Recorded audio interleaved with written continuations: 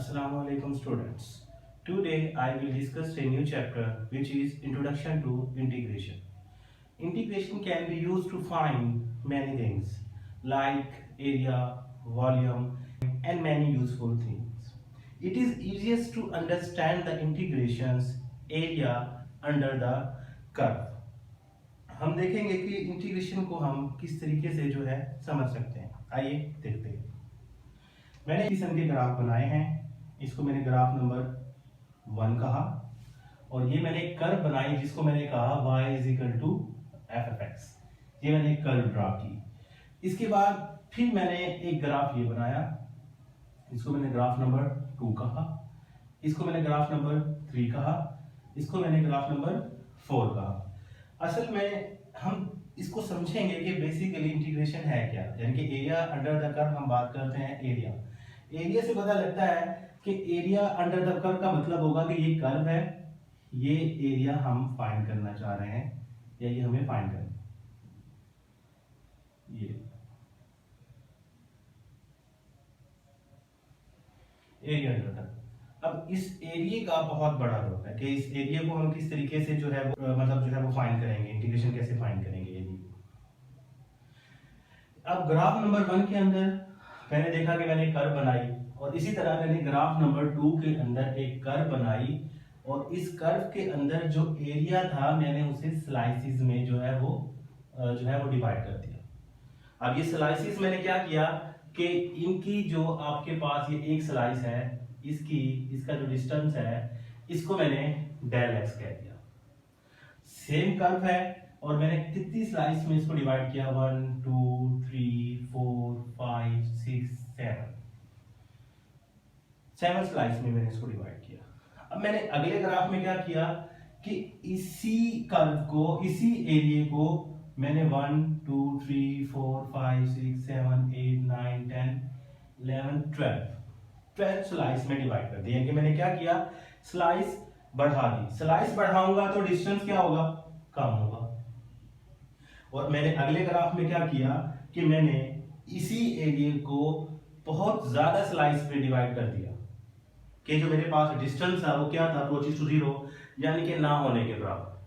Tell x approaches to 0 ना होने के बराबर। अब मैं इसमें एरिया की बात क्यों कर रहा हूं और मैंने स्लाइसेस को इतना डिवाइड क्यों किया, मतलब पहले मैंने स्लाइस को कम स्लाइस बनाई, फिर मैंने ज्यादा स्लाइस बनाई, एरिया कम हुआ, फिर मैंने उससे ज्यादा स्लाइस बनाई कि एरिया जो है वो बिल्कुल ही कम हो गया, यानी कि डेल एक्स अप्रोचेस टू 0 हो गया।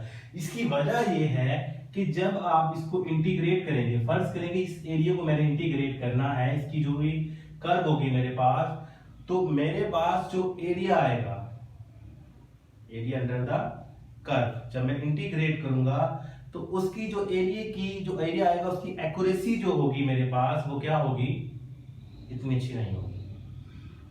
क्योंकि इंटीग्रेशन और एरिया का रूल है कि जैसे जैसे आप एरिया का जो स्लाइस बना रहे हैं जितना कम डिस्टेंस होगा उतनी ज्यादा एक्यूरेसी आएगी। मजीद जो है सेकंड में देखें कि और जो है मेरे पास क्या हुआ, डिस्टेंस कम हो गया, किसका, स्लाइस का। इसमें कुछ बेहतर है, इसकी निस्बत इसमें कुछ बेहतर एक्यूरेसी आएगी। इस स्लाइस को, इसके सम को, स्लाइस के सम को जब हम इंटीग्रेट करेंगे तो मेरे पास क्या आएगी, इससे कुछ अच्छी एक्यूरेसी आएगी। इसमें जो है मेरे पास और मजीद एक्यूरेसी आएगी क्योंकि इसमें डेल एक्स अप्रोचेस टू 0, यानी कि मेरे पास सबसे अच्छी एक्यूरेसी इसमें आएगी। इसकी वजह यह है कि इसका डेल एक्स अप्रोचेस टू 0, यानी कि एरिया का जो डिस्टेंस है, स्लाइस का जो डिस्टेंस है वो तकरीबन ना होने के बराबर है। आइए देखते हैं। ये जो ग्राफ बनाने का मकसद था वो ये समझाना था कि जितनी ज्यादा हमारे पास स्लाइस होंगी उतना ही कम डिस्टेंस होगा और उतनी ही एरिया फाइंड करने में एक्यूरेसी आएगी। और एरिया फाइंड कैसे करते हैं, इन स्लाइस को सम करके। और देखें इंटीग्रेशन, ये इंटीग्रेशन का साइन है। इंटीग्रेशन को जो है हम इससे रिप्रेजेंट करते हैं। एफ एफ एक्स मेरे पास वो कर्व है, मैं जो भी बनाऊंगा, यानी कि वो कोई भी हो सकती है, एफ एफ एक्स समथिंग कुछ भी हो सकता है, f of x is equal to x plus 1 या समथिंग, कोई भी फंक्शन हो सकता है, एनीथिंग एल्स। dx ये dx क्या होगा? बेसिकली ये dx होता है कि जो हम del x approaches to zero, यानी कि हम ऐसी स्लाइस का सम ले रहे होते हैं जिसका जो डिस्टेंस होगा del x approaches to zero होगा। यानी कि हम ऐसे ये जितनी भी स्लाइसें आपने बनाई है इसका जो डिस्टेंस है del x approaches to zero है, इसलिए जो ये dx है ये del x को रिप्रेजेंट करता है, और जो कितना अप्रोच कर रहा है जीरो। अब चूंकि ये इंटीग्रेशन का साइन है, इसको हम स्टाइलिश एस भी कह सकते हैं। इसको हम क्या कह सकते हैं? ये स्टाइलिश एस है, यानी कि sum of slice, sum of slice. ये था बेसिक इंटीग्रेशन के मुतालिक कि बेसिकली इंटीग्रेशन जो है वो उसमें ये जो साइन है इंटीग्रेशन का, इसके लिए थोड़ा सा समझने की बात है कि ये जो हमारे पास क्या होगा, ये हमारे पास सम होगा किसका? स्लाइस का। चाहे हम वो ये ले रहे हो, ये ले रहे हो, ये ले रहे हो, लेकिन हम मोस्टली इसको यहां पे डिफाइन करते हैं। चूंकि del x approaches to zero, ये dx को रिप्रेजेंट करता है कि हम इतनी स्लाइस में इसको ब्रेक करके डिवाइड करके एरिया ले रहे हैं जिसका डिस्टेंस किसके इक्वल आ रहा है? जीरो के। f(x) हमारे पास कोई भी फंक्शन हो सकता है। ये इंटीग्रेशन का साइन है और ये स्टाइलिश s है, इसको हम अपने ध्यान में रख सकते हैं कि ये स्टाइलिश s है, इसका मतलब है कि ये जो हमारे पास स्लाइस है उसके सम को हम इंटीग्रेट कर रहे हैं, उससे हमें क्या मिल जाएगा? उससे हमें एरिया मिल जाएगा। बेसिकली सबसे आसान जो तरीका है इंटीग्रेशन को समझने का वो एरिया अंडर द कर्व है।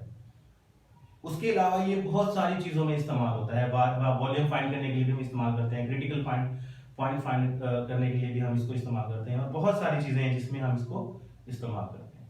ये था थोड़ा सा बेसिक कॉन्सेप्ट अबाउट इंटीग्रेशंस। अगर आप चाहते हैं कि इस तरह की मेरी वीडियोस और आती रहें तो प्लीज मेरे चैनल को लाइक और सब्सक्राइब करें। खुदा हाफिज़ स्टूडेंट, मिलते हैं नेक्स्ट वीडियोस।